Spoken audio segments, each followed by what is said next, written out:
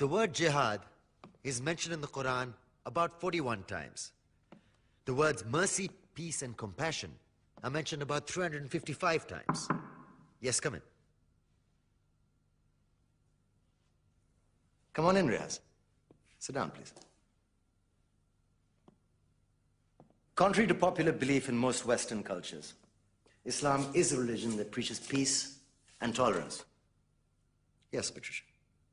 If Islam truly is a religion that preaches peace, then how come the world's most troubled spots, the West Bank, Afghanistan, Pakistan, Iraq, they're all plagued with Islamic terrorism? Well, that depends on your definition of terrorism. Some might argue that the U.S. invasions of countries like Iraq and Afghanistan are also acts of terrorism. No, those were acts of war to get rid of despotic regimes. Or a means of getting at a country's oil.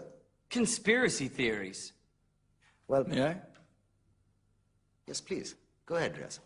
Mr. Khan is right. I mean, if we're talking about terrorists, the world's biggest terrorists are the white superpowers. Come on now. No, really, stop and think about it.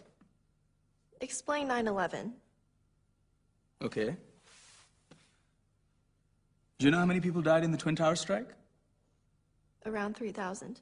And do you have any idea how many people died in the bombing of Afghanistan? Take a wild guess. More than 15,000 people died. And that's just conservative figures. About 50,000 tons of explosives were dropped on innocent civilians. Men, women, children. Yeah, but that was because of the Taliban.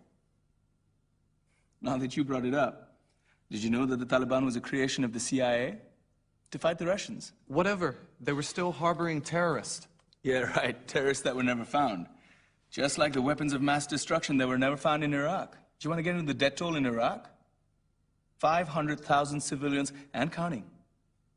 And what do Britain and America say when they don't find these weapons? It's simple.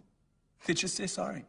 And still refuse to relinquish control of these countries. What are you trying to say? What I'm trying to say is that just because you're American, wear a fancy suit, and call yourself the president, doesn't make you any less of a terrorist.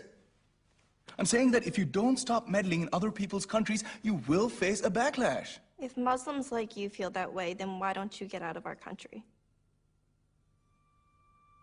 We will. As soon as you promise to leave ours.